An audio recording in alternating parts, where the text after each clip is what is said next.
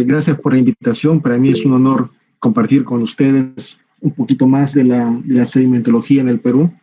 Y bueno, gracias por la confianza de permitirme estar en su espacio, en su tiempo. Y bueno, para adelante, entonces seguimos. Gracias por la presentación.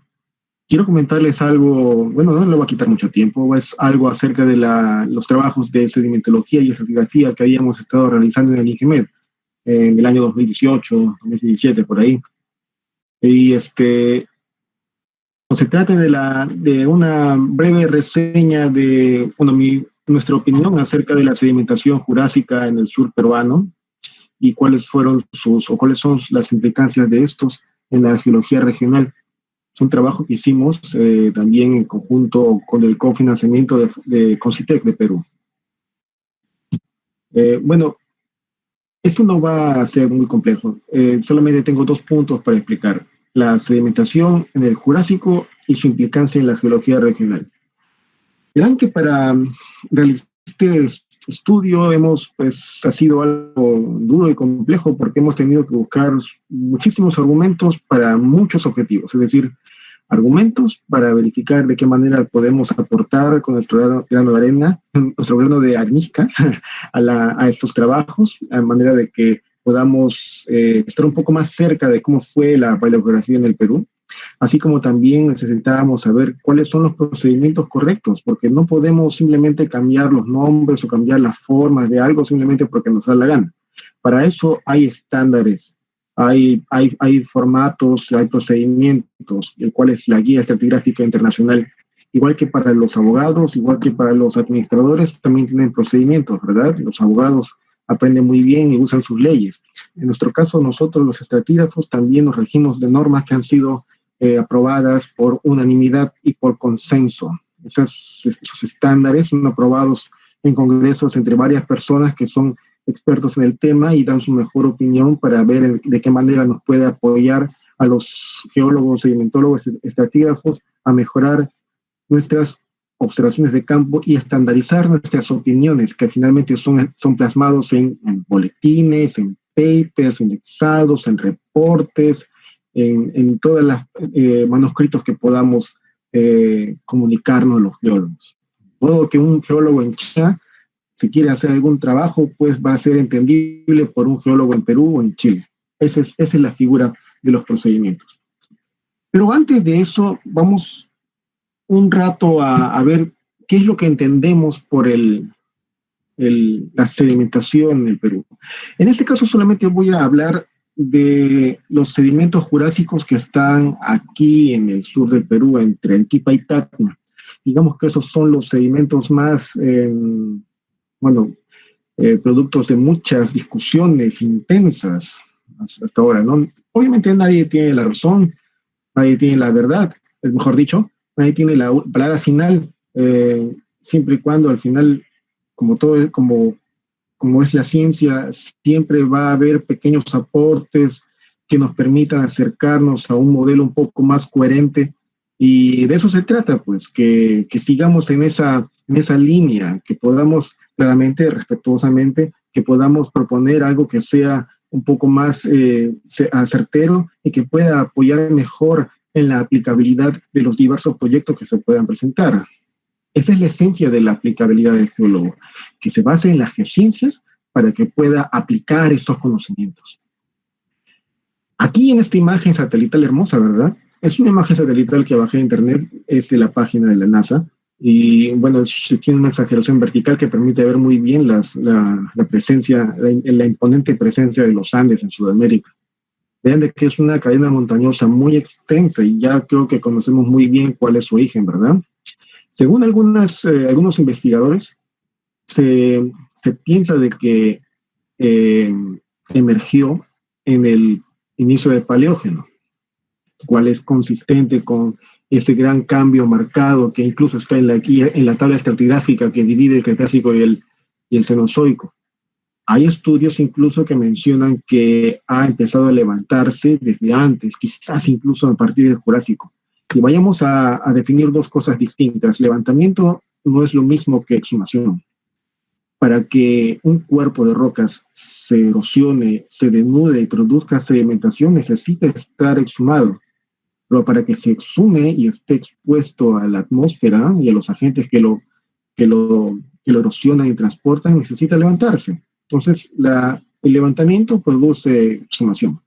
La exhumación produce o genera sedimentos. Los sedimentos son acumulados en la cuenca sedimentaria a secas, ¿no? Es un término muy seco. Entonces, el tema es la cuenca sedimentaria. La cuenca sedimentaria puede tener miles de formas. La forma es irregular, ¿de acuerdo? Pero al menos son tantas formas y hay tantos ejemplos en el mundo que los especialistas han tratado de agrupar esas formas en grupos, en clases de cuencas sedimentarias. En este caso, vemos de que nuestra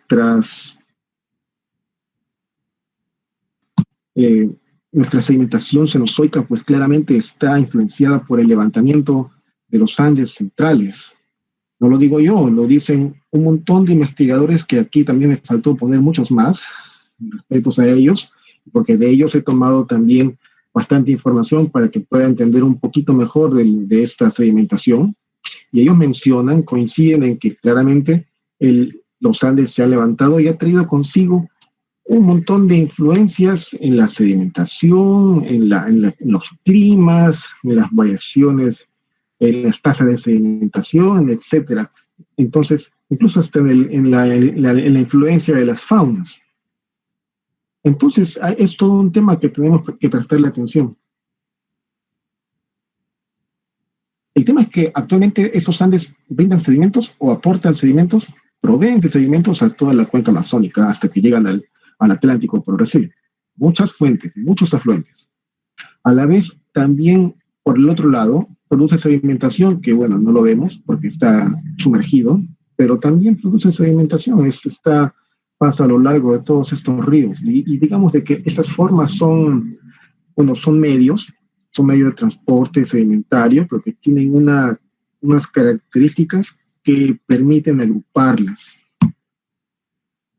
Entonces, según Noble, sus colegas mencionan de que esta sedimentación en el Cenozoico ha sido caracterizada, claro, por la influencia de los Andes, ¿de acuerdo? Y también por un intenso volcanismo que ha sido coetáneo con la sedimentación. Eso para los geocronólogos, por ejemplo, es de vital apoyo, porque mediante el análisis de las facies puedes definir si es que tu capa ha sido poco retrabajada o casi nada retrabajada, y por consecuencia te puede apoyar en una aproximación muy certera en la edad de la sedimentación. Entonces, bingo, tienes un elemento cronológico a tu favor, en el caso de que no tengas fósiles. Con eso, incluso, claro que data, según lo que indica la Guía Estratigráfica Internacional, datas una línea, un punto, que puede ser correlacionable, pero obviamente en este caso de los Andes, también puedes datar procesos geológicos. ¿Por qué? Porque si tú analizas las fases sedimentarias, claramente tienes un inicio y un final. Eso se llama genética de cuencas sedimentarias. Y lo que indica el análisis de la cuenca, la esencia de las cuencas sedimentarias es de que toda la cuenca sedimentaria está hecha por sucesiones que están genéticamente definidas, los cuales indica de que tiene un inicio y tiene un final. Ese inicio está representado por ciertas características estratigráficas que conocemos muy bien. Entonces, ahí está la geocronología. Pero bueno, el tema ahora no es tanto geocronología, me emociona mucho, sí, pero estamos en la sedimentación. Estas formas fluviales que hacen generar sedimentos y se acumulan en las cuencas sedimentarias fueron descritas muy bien por un geólogo que se llama Andrew Miall, un geólogo de Canadá, que tenía muchas experiencias y muchas teorías acerca de las geometrías depositacionales de los depósitos fluviales.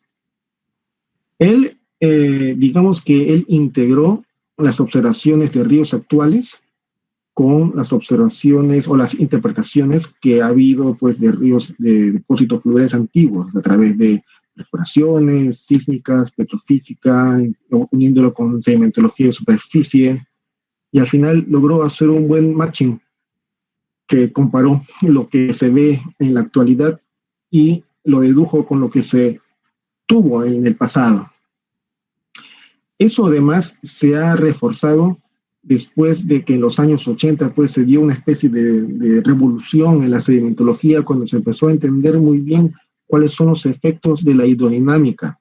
Es decir, se empezó a ver o a conocer cuáles eran los efectos de las estructuras sedimentarias que había de acuerdo a los flujos de agua. Si es que sí que se tiene, por ejemplo, flujos de mucha velocidad, de poca velocidad, va a dejar ciertas estructuras sedimentarias que son muy conspicuas. Así como también si es que tienes gradientes altas o bajas, pues te va a dar una arquitectura pues que es muy deductible, lo delata muy bien, y eso es lo que hizo Andrew Mial, y lo presentó a manera de sus famosas elementos arquitecturales, los cuales comprenden grupos de facies sedimentarias. Según Andrew Mial, él decía de que cada facie sedimentaria, o que cada, perdón, elemento arquitectural le corresponde un grupo de facies sedimentarias típicas, solamente le corresponden a ese elemento arquitectural. Y un grupo de elementos arquitecturales le corresponde a un ambiente sedimentario. Es decir, un ambiente sedimentario X solo va a tener cierto grupo de elementos arquitecturales, los cuales claramente van a tener ciertas fases que van a ser distintas a otras. Ese es el criterio de Andrew Mial. Y esas fases que vemos aquí en códigos o en letras, pues son formas de describir a lo que comúnmente encontramos en el campo. Digamos de que esta primera versión de elementos arquitecturales fueron hechos para ríos trenzados. Él trabajaba pues en una asociación muy íntima con empresas petroleras que estaban muy interesados en buscar depósitos con hidrocarburos.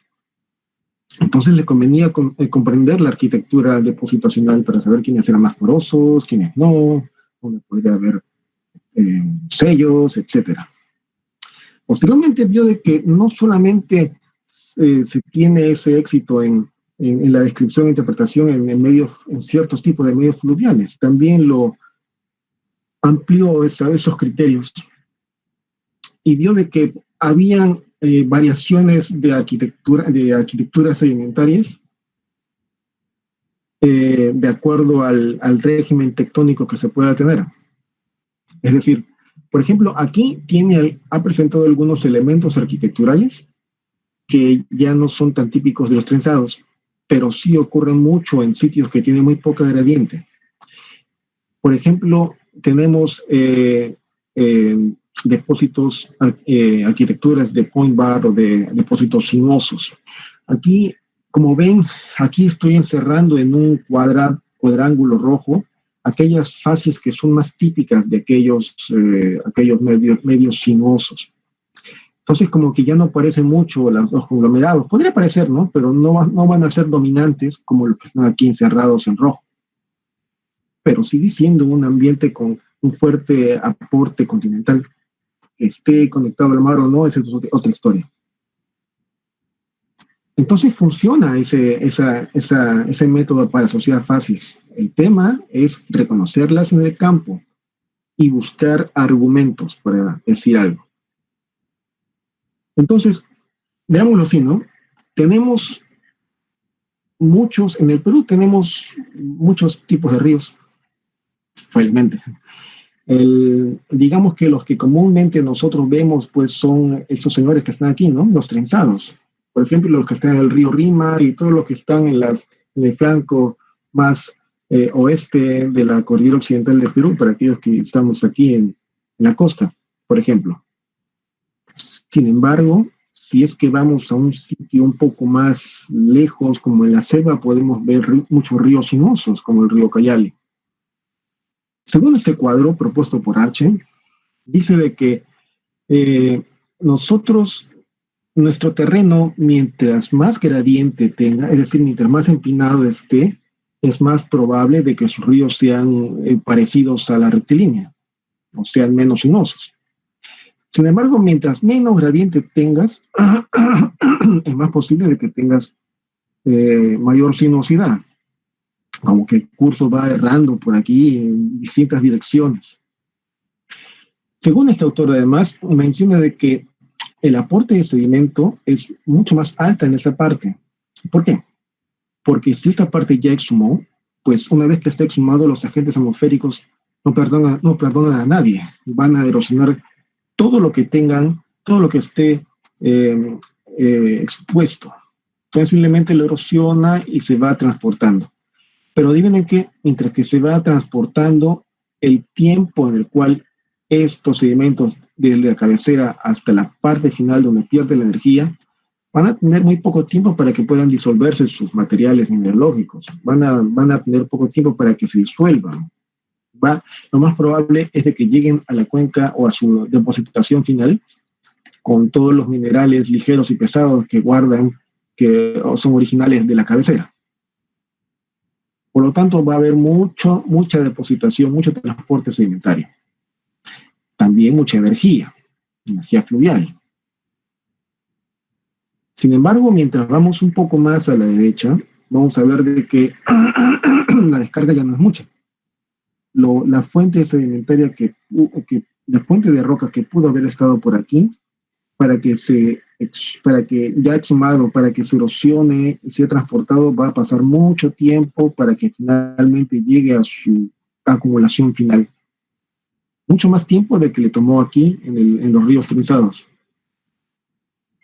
Entonces, durante todo ese transporte, digamos de que ha tenido toda la tranquilidad y todo el tiempo para que los componentes mineralógicos de los ríos sean disueltos, sean separados, sean divididos. Ven este ejemplito. Entonces, en un río trenzado tenemos menor retrabajo, tenemos más descarga, por lo tanto, mayor variedad mineralógica. Sin embargo, en un río un poco más sinuoso, tenemos más retrabajo. Los minerales se gastan más, tenemos menos descarga, que va hacia la parte final, pero sin mucho transporte sedimentario. Y, por consecuencia, menos variedad mineralógica.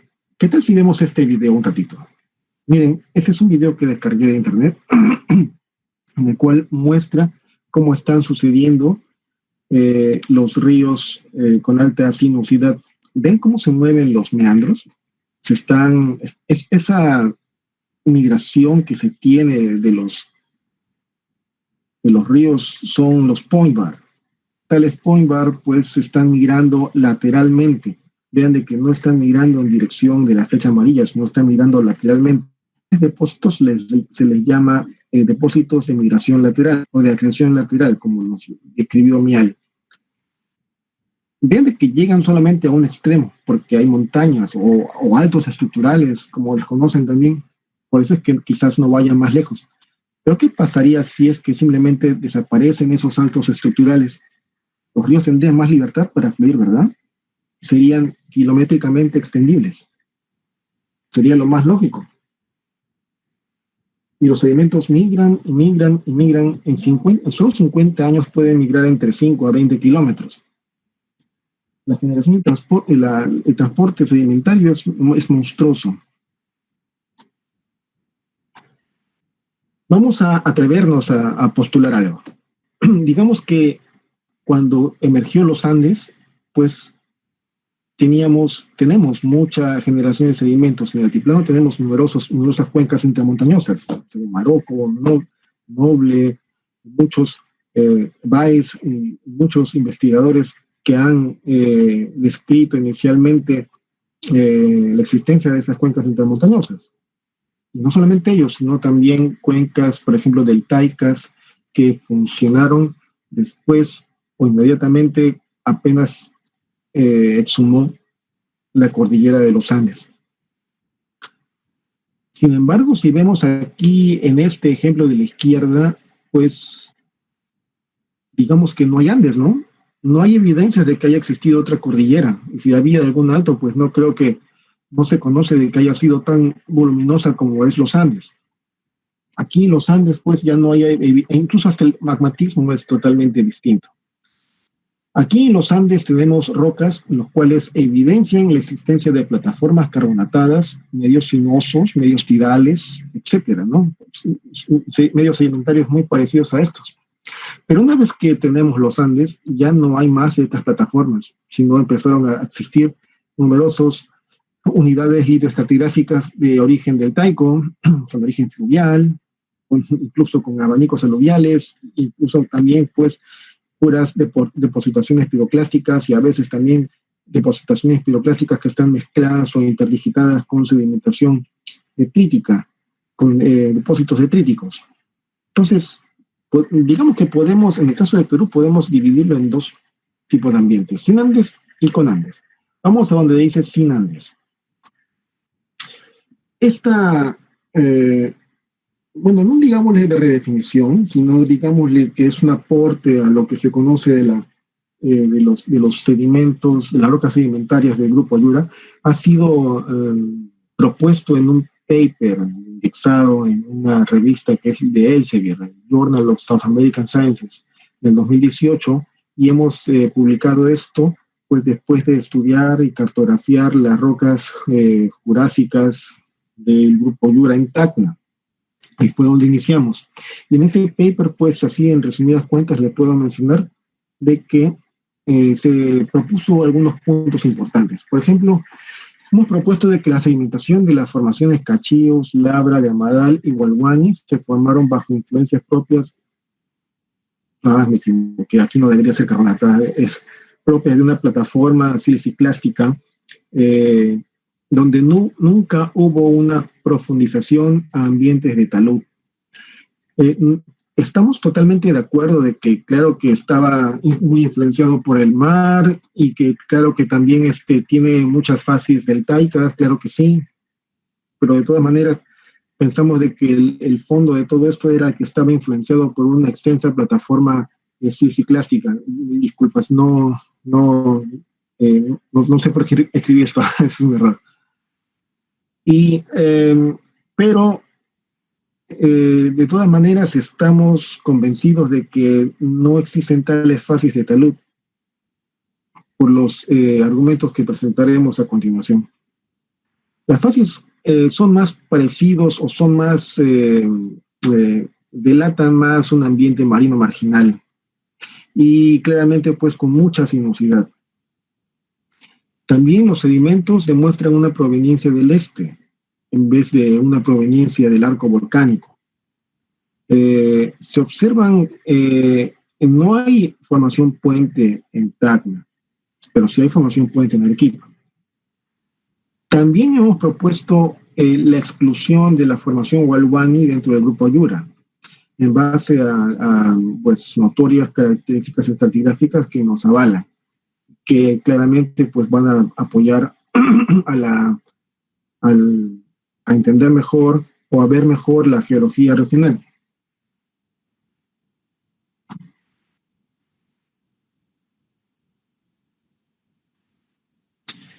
Claramente, pues, iniciamos chequeando toda la información disponible y todo nos pareció muy buena, claro que sí.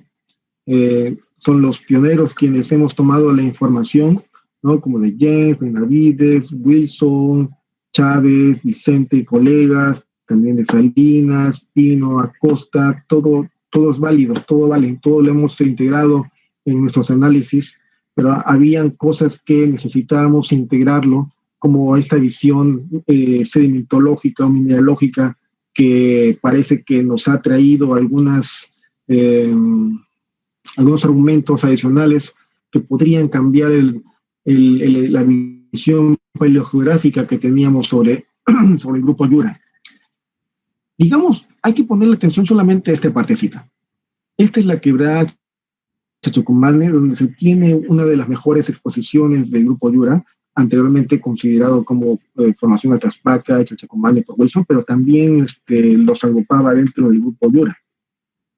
Digamos que nosotros hemos hemos confirmado la existencia, pues, claramente de que encima de calizas, de una plataforma carbonatada asignada a la formación San Francisco originalmente y cambiar el nombre a Socosán y después por Monjes Cervantes, existe un gran apilamiento de lutitas, de fases hidrolíticas, de areniscas y lutitas, y posteriormente de areniscas, solo areniscas, atribuibles a la formación Cachillos, Labra Gramadal y Hualhuani respectivamente. Entonces, de todas ellas hemos observado una serie de estructuras sedimentarias que nos parecieron muy, muy interesantes, y también hemos visto unas fases, pues, que nos han marcado muchas dudas. Esta secuencia sedimentaria, pues, es abortada en la parte final por una depositación de rocas volcánicas del grupo Toquepala, finalmente, del Cretácico superior. Entonces, vemos de que ahí hemos asignado algunas fases de acuerdo a MIAL, y a continuación, pues, le escribo brevemente lo que hemos observado. Por ejemplo, en la formación Cachillos hemos estado por la quebrada Tocuco, detrás de una minita, una cantera que está, creo que abandonada. Hemos observado de que hay claramente dominancia de lutitas negras, con numerosos laminaciones convolutas que habíamos interpretado como slams, que a la vez curiosamente están acompañados, pues, por muchas fallas sedimentarias, centimétricas, a veces milimétricas. Habría que mirarlo, pues, con mucha paciencia, y también curiosamente, pues, ocurrían junto con amonites, y estos amonites eventualmente, pues, también ocurría con plantas fósiles. Vemos de que eran muchas sucesiones con laminaciones lenticulares, pero también con muchas lutitas negras. Y muchas veces también, sobre todo en la parte inicial y asociados a estas deformaciones, habíamos encontrado muchos budinajes que son de todos los tamaños. Vean la escala. Habían escalas, pues, métricas, y habían también escalas muy pequeñas que podían ser comparables a las escalas de estos slams pequeños. También hemos visto muchos sills que están ahí metidos entre las lutitas ocultas. Es un poco difícil de observarlas al final, porque son rocas andesíticas, basálticas andesíticas, que son muy parecidas a las lutitas, pero hay que chequearlas bien porque tienen algunos cristalitos que los dilatan. Más hacia la parte superior, pues, vemos de que ya existen las primeras barras, posiblemente de acreción lateral o barras de menor escala, quizás, ¿no? Pero de todas maneras se observa de que hay ciertas laminaciones oblicuas grandes que ya están empezando a delatar, pues, la existencia de canales o de cierta canalización. Más hacia arriba, en la formación Labra, en un contacto concordante, yacen muchas intercalaciones de areniscas y lutitas en una apariencia muy hidrolítica, que su forma muy típica es de una sucesión grano decreciente, en el cual inicia siempre con areniscas de grano medio, a veces grueso, y termina con areniscas de grano fino, muchas veces con rizaduras de corriente. Estas terminan comúnmente en areniscas muy finas, como lo mencioné, pero también hasta lutitas negras comúnmente. Hacia la parte superior ya va haciéndose más pobre la presencia de lutitas, sino más bien presentan bolitas, y hacia la parte superior ya un poco van decreciendo o va desapareciendo, y simplemente se hace menos común la presencia de lutitas y limolitas. Eventualmente se podría apreciar algunos mudcracks en la base de algunos estratos, y algunas evidencias también de trazas fósiles. Claramente también se seguía observando, pues, algunos slams y algunas formas lenticulares, de laminaciones lenticulares, que se asemejan mucho a un ambiente marino somero. También era muy común encontrar fragmentos de plantas fósiles. Y digamos que para la parte superior tenemos, pues, muchas predominancia de areniscas cuarzosas, pero de grano grueso. Generalmente era de grano grueso, decrecía a grano medio.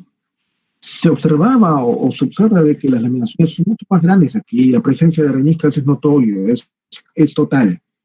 Muy raras veces se tenía lutitas y se veía, pues eran en lentes muy pequeños, que por ahí había que buscarlos como un fósil, así escondidos.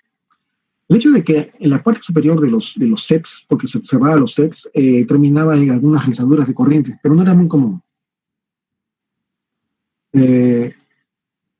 Hay algo curioso porque aquí se supone de que debajo, de acuerdo a la cartografía y lo que se conoce en las referencias de la formación gramadal, pues aquí, en este punto al menos, la formación gramadal no es tan, bueno, no es cartografiable, es muy delgado, pero no podemos negar de que sí hay algunos niveles de calizas o de margas, mejor dicho, margas oscuras que ocurren ahí. Entonces, sin embargo, más lateralmente, digamos que para el lado de Pachía, unos creo que son 40 kilómetros, serán pues 40 o 50 kilómetros más hacia el oeste, sí se tiene una buena exposición de las calizas de la formación gramadal, como unos 60 o 70 metros, pero aquí en este punto casi no se observa, más bien parece como si Huelguani estuviera encima del Abra directamente, pero no lo vemos así, sino que hay algunos niveles de lutita, es simplemente una variación lateral.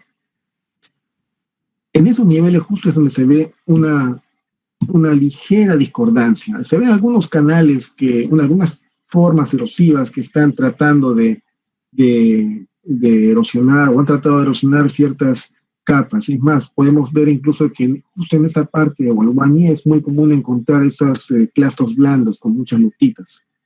Entonces, nota de que estaba erosionando. La formación Huelguani ha sido o es conocida como por ser asignada a la edad cretácica inferior, sin diferenciar. Sin embargo, se conoce que la formación gramadal es titoniano porque tiene ocurrencias de fósiles, según los autores como Wilson y García. Es más, también el Benavides del 62 en Arequipa encontró fósiles del titoniano en la formación gramadal de Arequipa, entonces ha sido un buen elemento de correlación. Todas estas areniscas, vemos aquí en esta parte izquierda las láminas de sección delgadas de areniscas en una vista de un microscopio petrográfico. A, B, C, D, E, F están aquí, en la columna estratigráfica situadas. Y vemos de que en A claramente pues no tenemos muchas, para empezar, todas las muestras han sido sacadas en areniscas, pero mayormente en la formación Cachillos, pues son areniscas que tienen mucha matriz, tienen mucho lodo, y claramente, pues, no está aquí, visiblemente, pues, que se ve que está dominado por lodos. Sin embargo, en el resto de areniscas, vemos de que estas areniscas, pues, son cuarzosas, algunas veces son subangulosas, mayormente son subangulosas o subredondeadas quizás, sino que se ve un poco deformado por la presión litostática. Muchas veces parece que tuviera un contacto más o menos o parcialmente suturado, eso demuestra mucha presión. Y en ese contexto, pues, vean de que hay algunos puntos de granos muy micrométricos que están aparentemente confinados. Esos generalmente son, bueno, claro que pueden ser algunas arcillas que han sido metamorfizadas, se les conoce como cementación de filosilicatos. Aquellos ya no son más matriz, sino que son más cementación. Bueno, ahora cementación, y eso se entiende de que cierta porción de arcillas formó parte de la sedimentación y simplemente está distribuido y confinado en lo que pudo formar parte de la porosidad. Claro que no es una norma de que ocurra en todos los estratos, ¿no? Pero en algunos niveles ocurre esto, me pareció interesante mostrarlo. Si nosotros vemos estas muestras, han sido ploteadas en un cuadro QFL, en los cuales agrupé los que están conformando la formación Cachillos, Labra y Gramadal, están aquí en la izquierda, y los de la formación Huelguani acá a la derecha. A simple vista no tiene mucha diferencia, ¿verdad? pero sí hay algo que llama la atención. Tiene al menos algunas muestras que tienen una tendencia a formar parte de las arcosas líticas y de mostrar el componente feldespático. Eso quiere decir de que ha podido tener la influencia de algún cuerpo plutónico, quizás un cuerpo volcánico durante el tiempo de sedimentación o bien de cachillos o de labra, lo cual pues no sería muy sacado de los pelos, ¿no? Porque sí es muy posible de que todavía haya estado exhumado en la formación chocolate, por ejemplo, un volcánico, ¿verdad? Y después se erosionó. Ahora en la actualidad solamente encontramos ciertos apilamientos de la formación chocolate y nomás, están aislados al parecer. Lo cierto es de que, como ven aquí en las secciones delgadas, ¿quién predomina aquí? No son los granos de cuarzo, pero abundantes granos de cuarzo. Los granos de cuarzo tienen, al parecer, un origen plutónico, no volcánico. Entonces, es mucho más probable de que no deriven de una fuente volcánica, como se postuló antes, sino más bien de una fuente muy distinta, que podría estar situada hacia el este.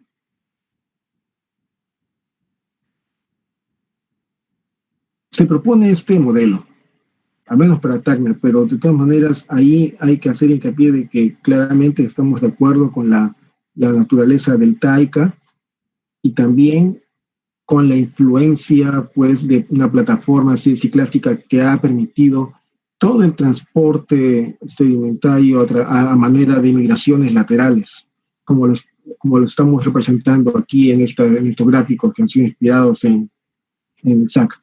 El hecho es de que, por ejemplo, vemos de que en el caso de la formación Cachillos, esos son ejemplos ilustrativos nada más, ¿eh?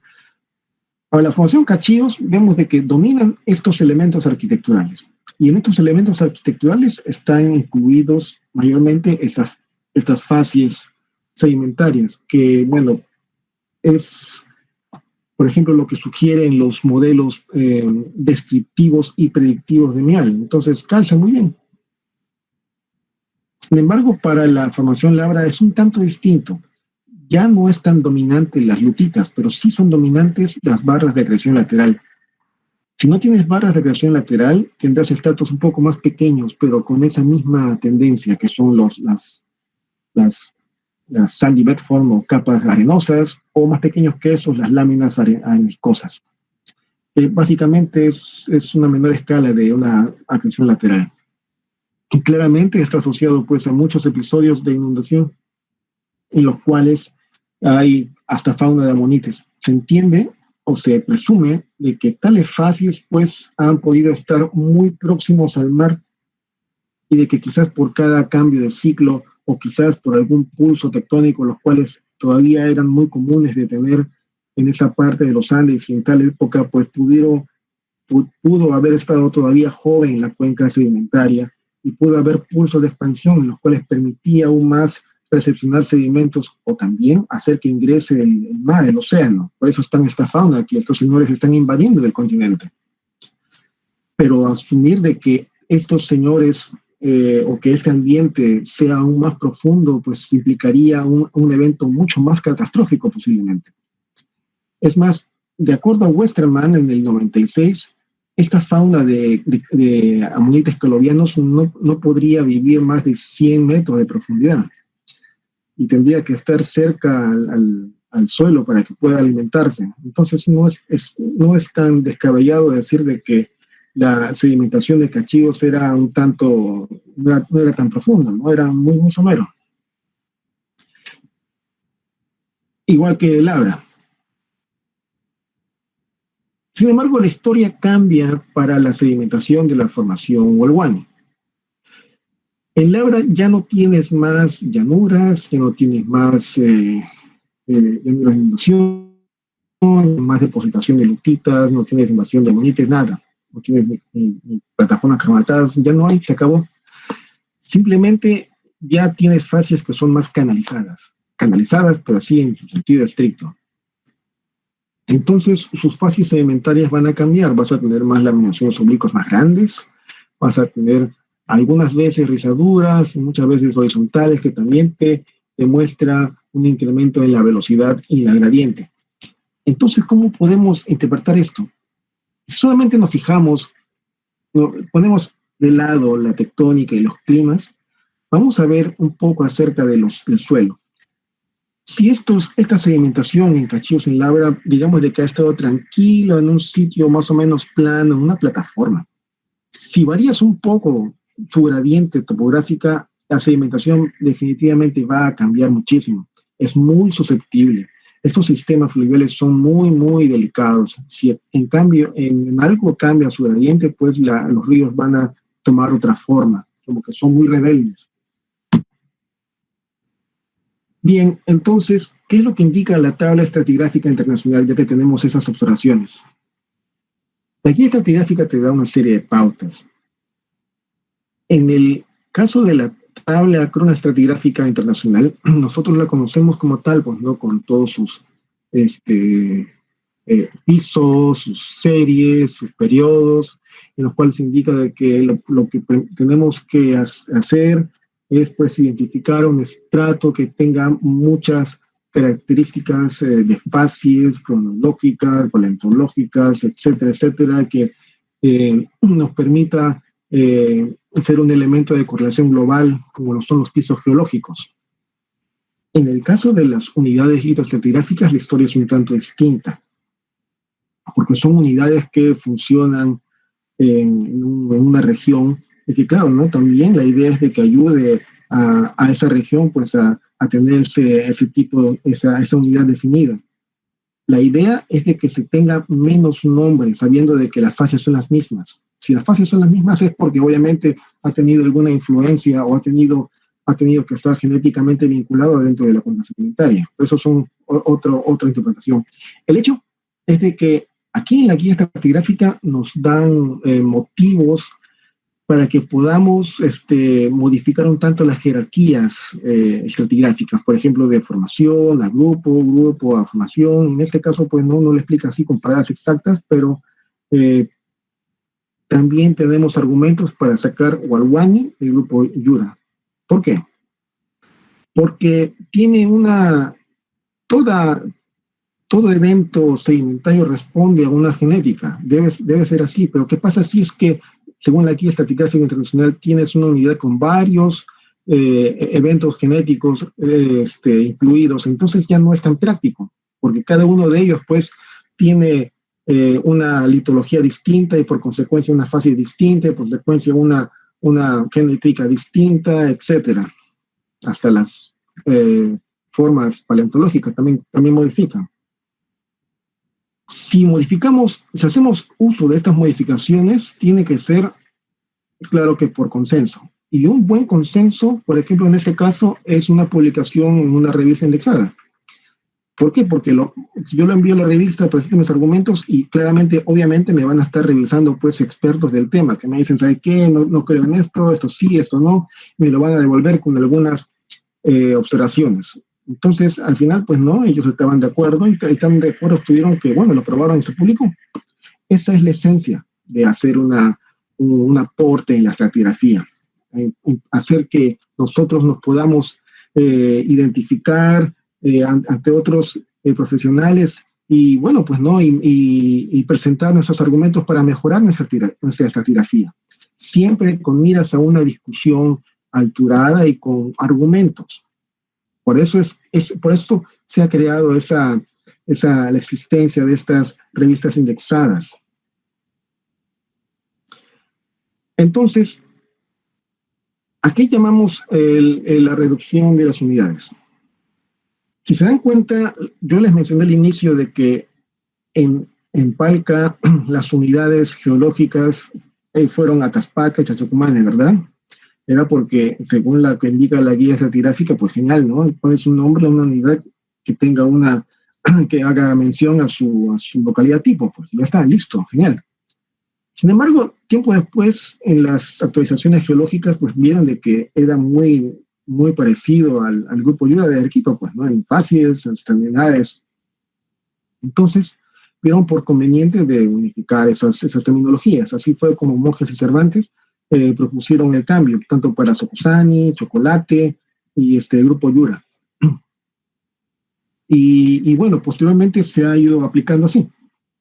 El hecho es de que esta correlación estos argumentos, estos cambios tienen que argumentarse, tienen que estar bien sustentados. Bueno, volviendo a nuestro análisis, vemos algo. A la derecha está nuestra columna de Chachacumane, que es el motivo de esta charla, y aquí a la izquierda es una columna estratigráfica del grupo Yura, que actualmente estoy trabajando con mis estudiantes de San Marcos en una revisión de las fases de Arequipa, que ojalá espero esté para fin de año sometido. Y vemos de que hay fases que son muy parecidas. Esa correlación, pues no lo digo yo, esa comparación no lo digo yo, sino lo dijo Vicente en su momento, también Chávez, el 82 en su momento, también Salinas, etcétera. ¿No? Y vieron esto, entonces vieron de que hay una similitud muy notoria entre la Huelguani de Tacna y Huelguani de Arequipa. También una similitud bastante notoria pues entre la obra de Tacna y la obra de Yura, igual que Cachillos, y bueno, puente no hay en Tacna, pero sí hay una formación puente de 600 metros en Arequipa. Quiero hacer mención de algo muy interesante. En Cachillos, Benavides, Jens y numerosos investigadores en la zona identificaron que hay claramente muchos amonites, ¿no? También hay bastantes niveles con plantas. Es incontable los niveles que hay con plantas. Precisamente ellos están juntos con amonites. Si no ves el amonite completo, está fragmentado, pero evidencia de que estuvo ahí el amonite. Y generalmente ocurren en slams o laminaciones convolutas, bueno, en general, ¿no? Pero estos ocurren a todas las escalas, ocurren en escalas así centimétricas, a veces milimétricas, a veces en escalas muy grandes. Se pueden ver incluso desde el bus. Entonces es muy parecido a lo que ocurre en Cachillos. Es como si hubiera ocurrido pues un pulso así de expansión que afectó a toda esa región. Claramente aquí, como vemos, aquí afecta más, aquí ha afectado más. No estoy seguro si es que esta ocurrencia de Sil sucedió en el tiempo colombiano, no lo creo, pero al menos estoy seguro de que ha ocurrido aquí porque son estratos o son litologías que son más débiles, son menos consistentes que las areniscas, entonces ha tenido que salir por aquí en algún momento. Lo que sí también tengo que notar es de que aquí, al menos en la formación Cachillos de Arequipa, he observado muchos sils de areniscas, muchos diques también de areniscas. Aquí, bueno, no ha sido un poco más difícil de observar, pero al menos no encontré eso. Tales situaciones, pues, me dan a entender, junto con los linajes y demás argumentos, de que la sedimentación en Cachillos ha sido muy, muy rápida. Tales pulsos de expansión quizás han estado acompañados también de sedimentación muy rápida. Y son consistentes, pues, ¿no? Se ha llenado de sedimentos rápido. Tanto así de que tenemos amonites de la misma edad, pues o casi de la misma edad, en la misma sucesión. En un momento pensamos de que eran fallas, pero no son fallas. Y si hay fallas que son horizontales o paralelos a las capas, pues solamente tienen un par de metros de movimiento, como se ve en Tacna. Y lo más curioso también es que, bueno, también lo describió Benavides en su momento, él describió de que en ciertas partes de la formación Laura, digamos que es más o menos por la parte media de Arequipa, tienes la existencia de fases de calizas de ovoides. Tales ovoides, pues, tienen asociaciones con gasterópodos que son muy marinos, muy de playa, que están intercalados con areniscas de apariencia tidal, muy parecido a lo que ocurre en Gramadal, pero no es Gramadal, sino que es Labra. Entonces me explica de que hay una asociación muy íntima pues, entre una plataforma siliciplástica y un medio de plataforma, que esos son lagunes internos pequeños. Entonces, de por sí estamos de acuerdo de que es un ambiente marginal. Aquí en Yura, pues tenemos facies que son muy, muy extendibles, muy extensas, y tienen la misma configuración que el Labra de Tacna. ven que son barras de acreción lateral. Aquellos tienen la misma mineralogía, areniscas cuarzosas, dominancia de cuarzos monocristalinos, muy poca matriz de lodo, y si hay matriz de lodo, pues está ya silicificado. Tiene rizaduras de corriente al tope, muchas plantas. Y vemos lo más interesante, aquí se nota más tal discordancia entre Walwani y Gramadal. Por ejemplo, Benavides en el 62 mencionó de que había una ligera discordancia en respecto a la formación Walwani sobre Gramadal. Si nosotros vemos un poquito más de paciencia, vemos de que aquí estas capas en el tope más elevado de Gramadal, pues se van adelgazando y desaparecen conforme ocurren las capas de la formación Walwani. La formación Walwani aquí es también muy parecida genéticamente en términos de fascias a la formación Walwani de Tacna. Son laminaciones oblicuas muy, muy grandes, muchas formas canalizadas, muchas clastos blandos generalmente las bases de sus sets, y también su mineralogía, su granulometría es muy gruesa, muy gruesa. Hasta podría confundirse quizás con un conglomerado, ¿no? El microconglomerado, ¿no? Pero generalmente no pasan de los 2 milímetros. Entonces hay un evento pues regional que nos está indicando.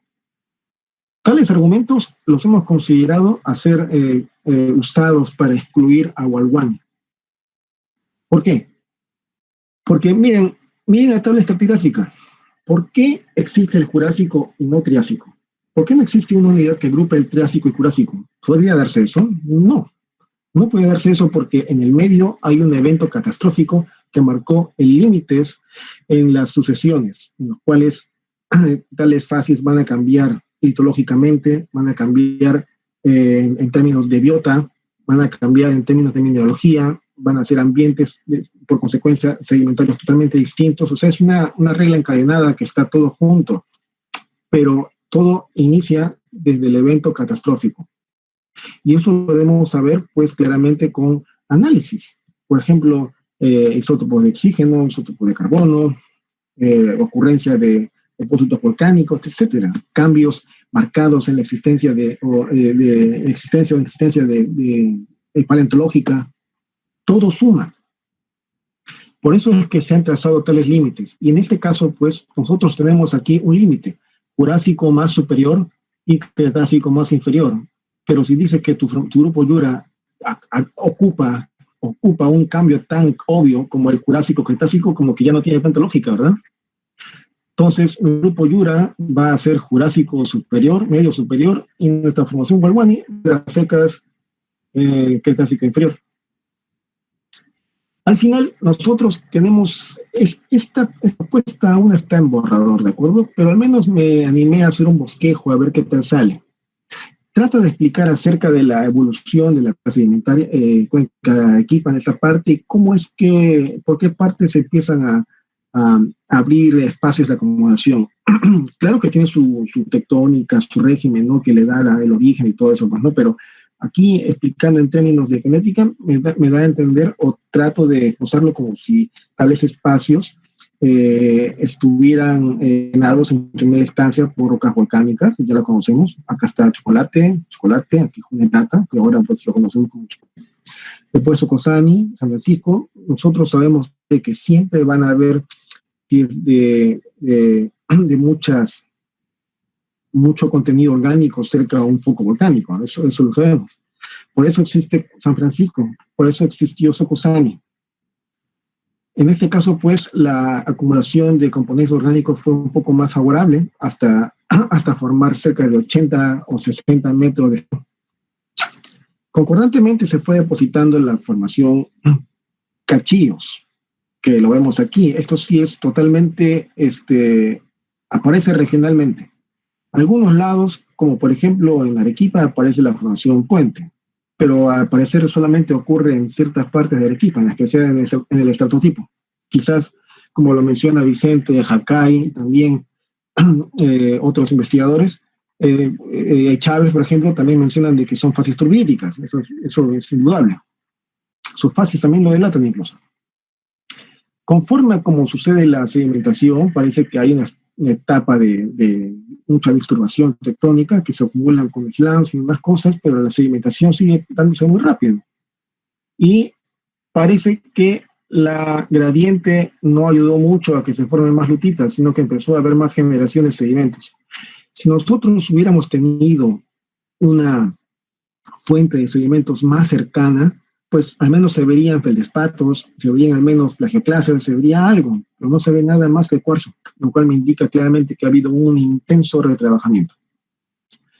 Aún no puedo decir exactamente de dónde vienen los sedimentos, pero al menos estamos seguros de que viene del este, de alguna parte del este y no muy cerca. Finalmente tenemos la sedimentación de Walwani, lo cual cubren, en algunas partes ocurre, algunas no, la formación gramadal, que son calizas. Entonces esta formación Walwani, pues no, son más formas canalizadas. Y así es como estamos planteando la ocurrencia o la arquitectura estratigráfica de las rocas jurásicas del Grupo Yura. Espero de que les haya gustado la presentación y bueno, ¿no? Lo que se ha hecho aquí, que sirva para que más personas puedan aportar con mayores argumentos a mejorar los modelos. Ese es mi mensaje de hoy, de que sigamos estudiando y que sigamos investigando y que sigamos aplicando nuestros conocimientos a la industria, a la sociedad, a la empresa y a todas nuestras actividades que van a ser de mucha utilidad para el crecimiento de nuestro país y de nuestra gente. Muchas gracias, señores.